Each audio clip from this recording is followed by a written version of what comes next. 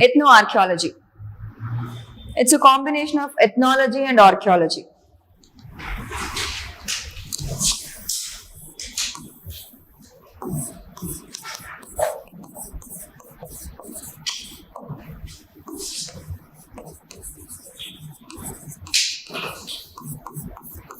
What is ethnology?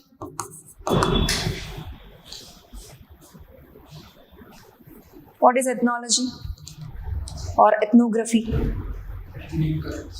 Ethnic? Logos means study. Ethnic means? So, what is ethnology? Study of living cultures. We study cultures, different cultures, all the aspects, socio-economic, political, cultural aspects.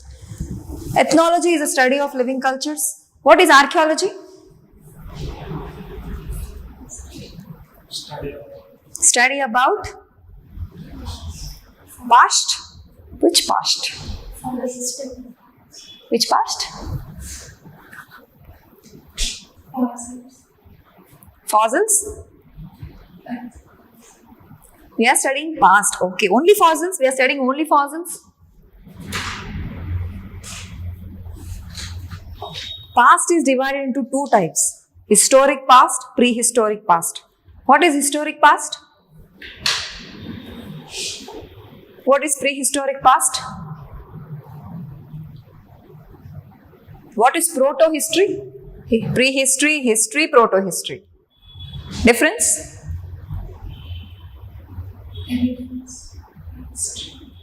Evidence?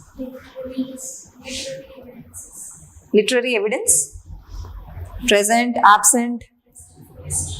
Present for history. So, the history is documented. We have a documented proofs. We have literary evidences in the form of books, inscriptions, etc. And what about the prehistory and proto-history? No proper evidence or no written evidence.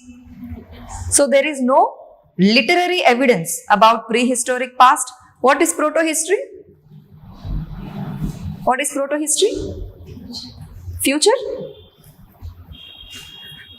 History. History is past. What is proto-history?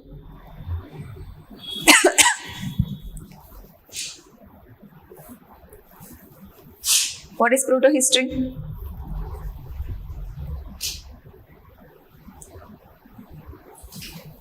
Proto-history? Prehistory doesn't have any literary evidence. So how will we study prehistory?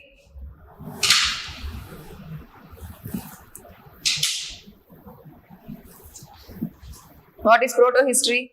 History has literary evidence. So you can read the book What Happened in History. Proto-history, we have evidence. For example, take IVC. IVC has a script. There is a literary evidence, only that we don't know how to read that script. That script is not deciphered. So that is called proto-history. IVC is proto-history. Prehistory is the lithic ages where people doesn't know how to write, how to read. But how do we get the information about stone ages? How do we get the information about stone ages? How do we know their culture? We are saying this is a tool culture. This is a marriage existed in lithic period, Neolithic period. What is the proof? Evidence, artifacts, archaeological evidences. So here archaeology studies the prehistoric past. It studies, we try to analyze and reconstruct the past by analyzing the archaeological findings, the archaeological artifacts. Right? So what is ethnoarchaeology? You know what is ethnology? You are studying the living cultures, you are studying the prehistoric cultures. What is ethnoarchaeology? A mix of both ethnology and archaeology. Tell me, what do you think? Use your brain. Living culture of the past? Does past cultures are still living today? Then they don't become any past. They become only present and future. Past means they were ended. They got extinct. Do we have stone ages today? These cultures got extinct. Okay, now let me give you an example. What is ethnoarchaeology? I'll give you the example and you tell me what is ethnoarchaeology. Assume that you have been into an archaeological site. There, you all are archaeologists. So there, you found an artifact, square shape, this much. The size is this much. You found an artifact. On this artifact, you found that there are some animal motifs and there are certain symbols, right? This is the artifact. By seeing the artifact, you will date that artifact and you will try to find out the age, to which cultural period this artifact belongs to. Okay, you found that this belongs to a time period between 2000 BC to 1500 BC. Assume that. Now, what is the function of that artifact? How did the people of that culture, past culture, use that artifact? How will you know this? How do you know the function of that artifact? You know the age of the artifact. You will know the period to which this artifact belongs to. So, what purpose did that artifact serve in that culture? How do you know this? How will you reconstruct the past cultures? These objects will not speak to you. These objects will not say that, see, I used to do this function in that culture, right? But you have to reconstruct the culture of the past. How will you identify the function of that artifact? Tell me. Comparison to? Means bit more clear. Ela compare chestaru? Em compare chestaru? The shape of the object. So this artifact is not used by each and everyone in every culture. So then, what is your task now? You will? How do you know the present form? How do you know the present form? So, you identified that, okay, this one belongs to Bronze Age. Because you identify after dating method, you got the age of this artifact and that age belongs to Bronze Age. During that age, this artifact was in use. Then, what is the function of this artifact? What is the function? Okay, material is made of some steatite or copper. Then, so, how will you identify the function of this artifact? How people used this artifact? You found several such artifacts at one place. So, what might be the function? How people use these artifacts? Just to play games? For occupation? How do you know this? Guesswork? 100 people in the room will have 100 opinions. You cannot build history with opinions. You have to build history with facts. The people who belong to this period got extinct. And the object cannot speak to you. Then how will you identify and reconstruct the past cultures? How will you reconstruct? You found a burial site. In the archaeological site, there is a burial. In that burial, assume that you found some grains, you found some animal skulls, you found some animal dog skeletons. Who will tell you why they placed all these things in the burial? That means there is some sort of ritual. What is that ritual? What is the belief system of the people? Who will tell you that belief system? People will not come alive to tell you, just like a mummy movie, right? Then who will tell you this? And you cannot form stories just like that, speculations that people used to think like this, like E.B. Taylor did. Now tell me, how will you reconstruct the past? Here comes ethnoarchaeology. Ethnoarchaeology helps that it reduces the scope of misinterpretation. It helps in interpreting the archaeological artifacts. It helps in understanding the functions of artifacts. How? Here we are studying living cultures and we are interpreting the artifacts. Now link both of them. Link both of them. You don't study all the cultures. You will study those cultures which are using objects which are similar to these artifacts. You go to a tribal culture, primitive cultures, you observe which culture is using a similar artifact. So a particular culture is using a similar artifact with a different animal motifs, with a different shape, but size is same and the morphology is almost similar. So you go there, you start studying that culture, contemporary society, the living societies of today. You go there, you study there, and you will see how that society or culture is using this artifact. Suppose I found a culture in Northeast where they are using tools, artifacts like this. So when I go there and study their culture, they are using these artifacts as a medium of exchange, as a barter. So I give you this artifact and you give me the product. That means these are used in commercial transactions. So that's how I'll take the interpretation. So in the past, the people might have used these artifacts for transactions. That is the reason why wherever there is a place of more commercial activity happening, there I found the more heap of these seals. Right? So that's how we try to reconstruct the past based on the studies of contemporary societies.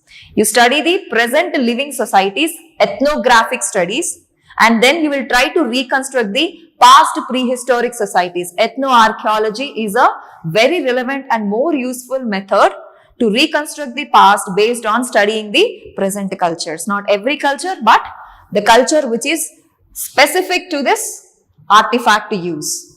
So here you are reducing the scope of misinterpretation of the artifact, and at the same time you are reconstructing the past and you are trying to find out the function of the artifact.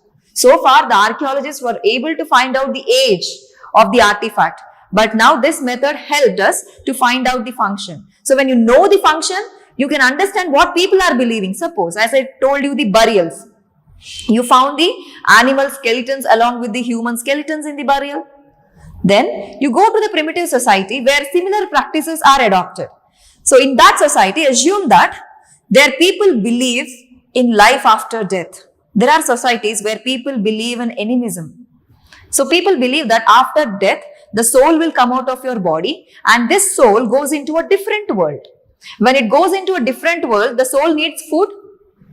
Yes, to give that food, people used to bury grains. People used to bury these animals along with the human burials.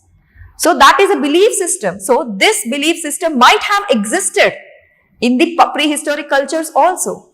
So how do you know that this is the belief system?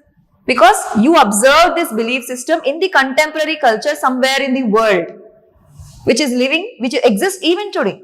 And that gives you a clue, living clue to the past.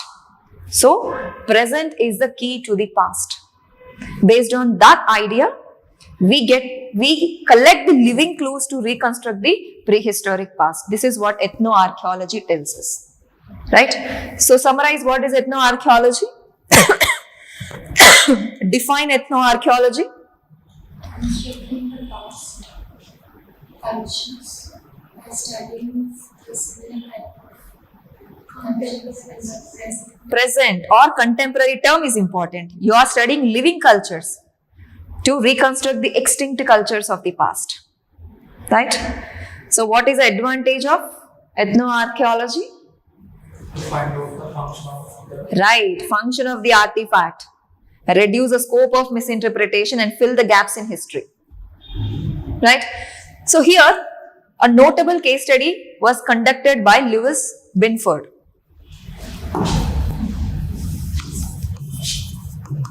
Whenever ethnoarchaeology was given, you have to write this person's case study.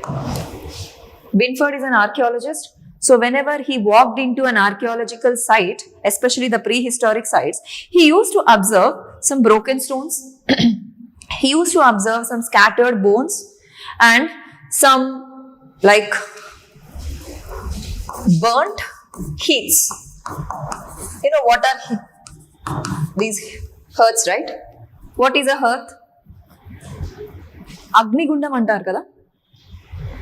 Koncham gundam laga. But కాకపోతే fully burned, charcoal, ash ఇవే ఉండేవి archaeological సైట్స్లో.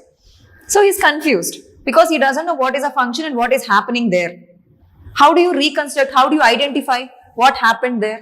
So some archaeologists, they used to come with conclusions like, see, this might be a hunting place because you found some bones, and this might be a hunting camp, and this might be some tools because you found some broken stones, right?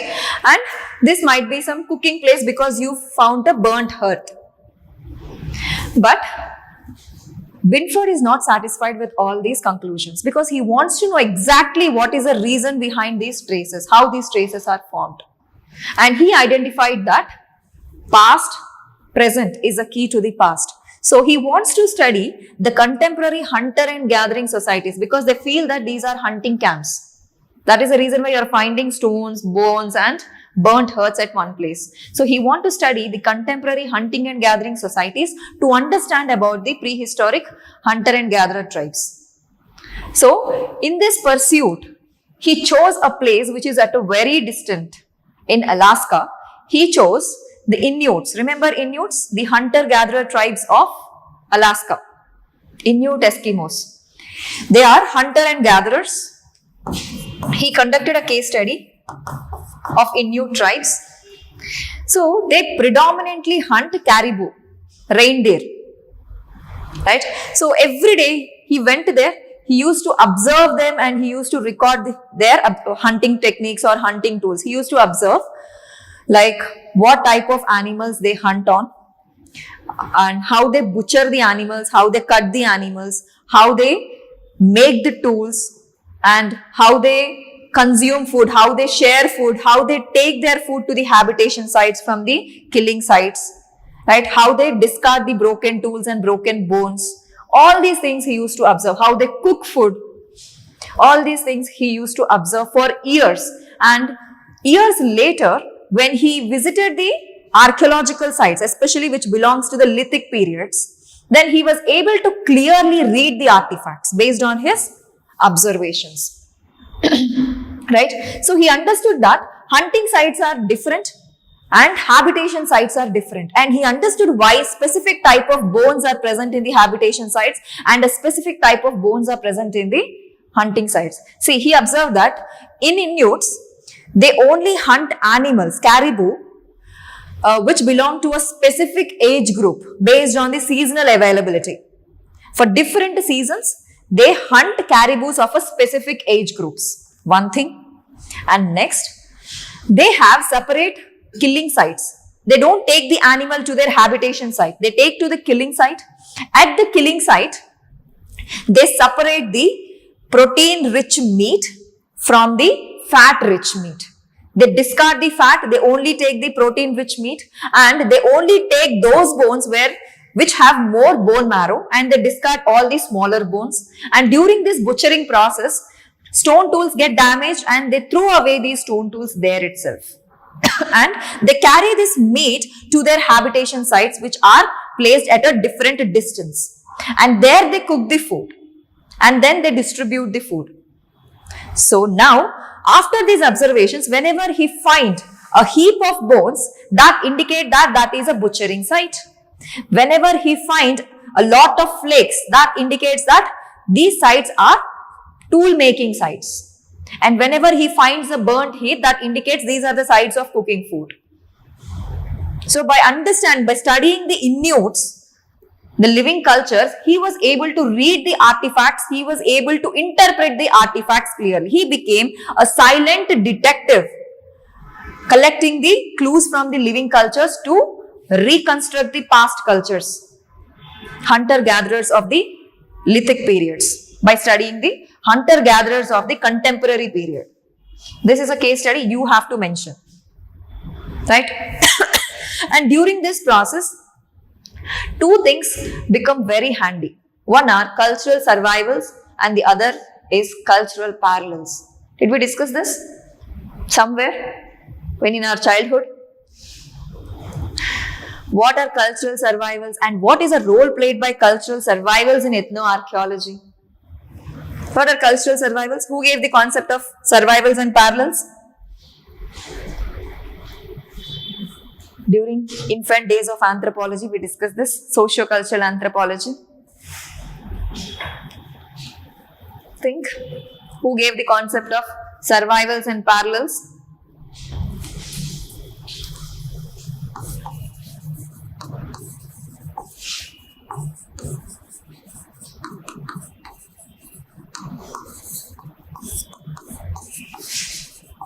A.B. Tyler. At least tell me the define cultural survivals. Cultural survivals are the remnant. Cultural survivals, or give me any example. What is that called? What is that custom called? Cultural survivals are those customs or traditions or beliefs that outlived their utility. Nothing but at one point of time when these customs are started, they have some meaning in that society. They have certain function. But over a period of time, they continued to exist, but they lost that relevance. There is no meaning. We are following these traditions as a force of habit. Today they don't have any function. Today they don't have any relevance. They are outdated customs, outdated traditions, outdated beliefs, if simply put. This concept was given by E.B. Tyler. For example, cow-aid. Cow-aid is a practice where male members, especially husbands, imitate the labor pains of the wife just to give her moral support and also to assert their power over the child, assert their parenthood, their fatherhood over the child. So this custom started during, remember E.B. Tyler's power structures? Initially, the society started with matriarchy. The power rests with the females. So, when the society is transitioning from matriarchy to patriarchy, in a transition, matri-patri transition, men used to assert more. They want to show their power. They want to say that we are also there. So, to assert their power, in the process of asserting their power, they started this custom of cow-aid. What is the cow-aid? So, they started imitating the labor pains of their wife to indicate that, see, I also have an equal role in the parenthood. To assert their fatherhood, they started this practice. And this cow-aid is practiced even today in some tribes like Todas. Does this custom have any relevance today? Today we are completely transitioned into patriarchy. There is no need for men to assert their power. When this custom started, the main function is to assert. And the societal conditions was towards matriarchy. As a result, the custom started there. The custom had a function. And today, the society converted into patriarchy, and yet this custom is continued as a force of habit. It is an outdated custom. For example, take the example of throwing coins into river. Even today we follow this. Some people go to the extent of throwing currency notes also into the river. But when the custom originated, at that point of time, the coins are made of copper, and copper has a good water treatment, water purification qualities. That is the reason why people used to throw coins into the river, to purify water. But today coins are not made of copper. They are made of different alloys. And what is the purpose of throwing coins into the river? We do that because it is a tradition. It is coming from generations. But today it has lost its relevance. There is no function. At that point of time when it started, there is a function. The function is to purify the water because they are made of copper. But today we forgot that function. As an outdated custom, it is still continuing because of the force of habit. My father did, my mother did, my great-grandfather did. He told to do, so we are doing. పెద్దవాళ్ళు చెప్పారంటే ఏదో reason ఉంటుంది. ఆ reason ఏంటి? పెద్దవాళ్ళకు కూడా తెలియదు. ఎందుకంటే వాళ్ళ పెద్దవాళ్ళు చెప్పారు కాబట్టి. రీజన్ చెప్పరు. రీజన్ చెప్పకుండా చచ్చిపోతారు చేయమని. So we keep doing it. So these are outdated customs. And how these outdated customs are used to reconstruct the cultures of the past? How? Suppose, assume that you walked into an archaeological site, you found a hearth, same, fire hearth. అగ్నిగుండం కనిపించింది. And it is very well maintained. and you don't find any source of fire starting tool. You don't find any fire starting tool nearby. Even you go to 5 kilometers, 6 kilometers range lo kuda ekkada fire start chesedi dorakaలేదు. But you find a very well maintained fire hearth at the center of the archaeological site. So, how do you understand this? How do you interpret this? There are no bones. So, not used for cooking, definitely. So, if it is a worship, then there should be people or some kind of traces should be there. No trace of anything. Then how do you understand this fire hearth? How do you interpret the function of this fire hearth? That's what. What is a cultural belief then? Here, people are not looking for lighting the fire. People are looking for preserving the fire. How did you understand this? Because one thing, there is no frequent lighting of the fire because I did not find any source tool which starts the fire. I only found that they are maintaining the fire. It is completely filled with ash. That means fire was continuously burning. So here, people believe in preserving fire, not starting fire. What is that? If they are into cooking, they will start the fire and they will extinguish the fire. But that is not happening. They are preserving the fire. So how did I come to this conclusion? Because based on the study of Zhuang tribe.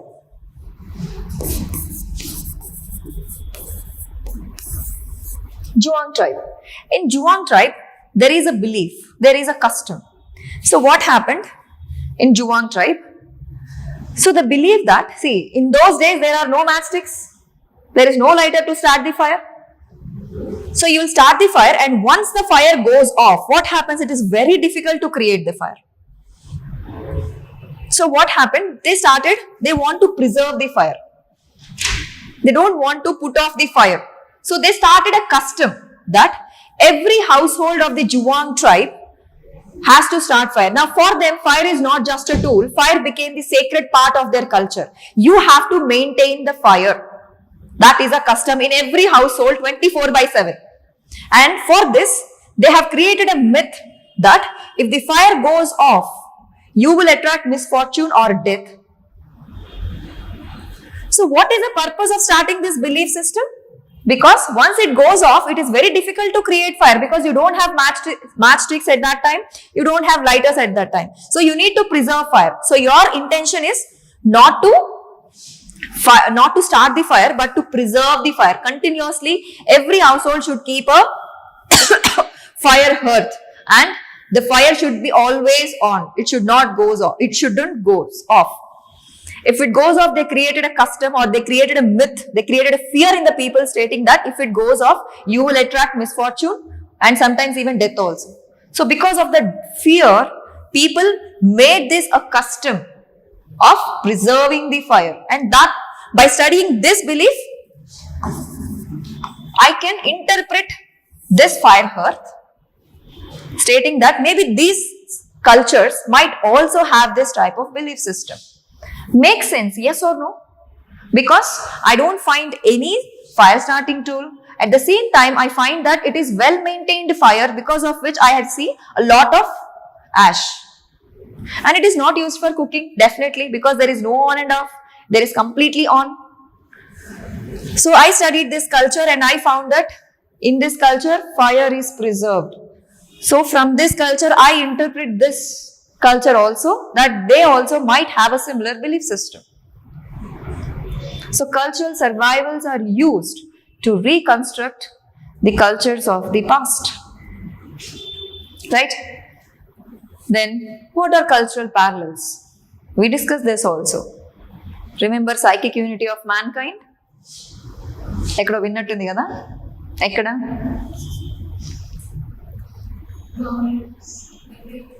Psychic unity of mankind. Which theory? First theory in anthropological thought is classical evolutionism. They called for psychic unity of mankind. What are cultural parallels?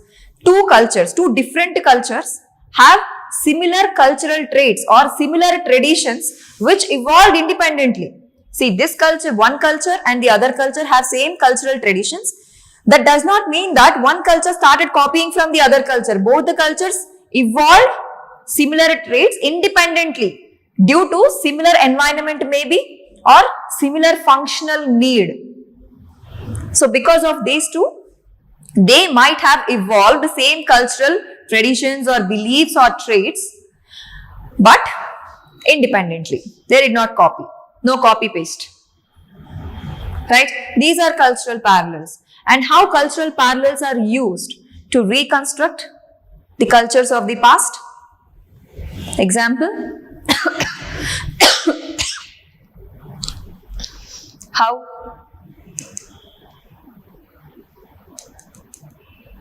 We have discussed this. People living in similar environmental conditions, they have similar cultural traits. So, if I have to study about the culture of the hunter-gatherers of the Stone Age, then I will study the hunter-gatherers of the present society, present cultures. Because they might have used same tools, they are living in similar environmental conditions, that is food shortage, nomadism, living in bands, right, and using stone tools. Especially, I might study the Jarawa tribe of Andamans to understand the hunting-gathering society of the Lithic period. Make sense? Yes or no? I might not study the hunting-gathering practice of kings to understand the hunters and gatherers of Lithic periods.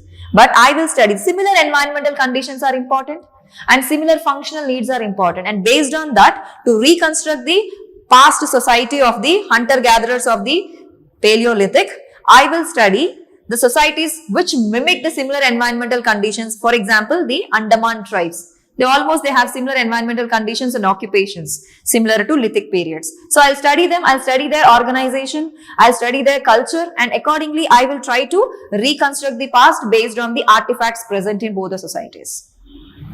So this is how cultural survivals and cultural parallels play an important role in ethno-archaeology to reconstruct the past cultures. And that's the end of chapter 1.3. Right? Important question. So your homework is, tell me how ethno-archaeology is used in Indian archaeological sites. This is a question from PYQs. They ask the examples from Indian archaeological sites. Right? Write down.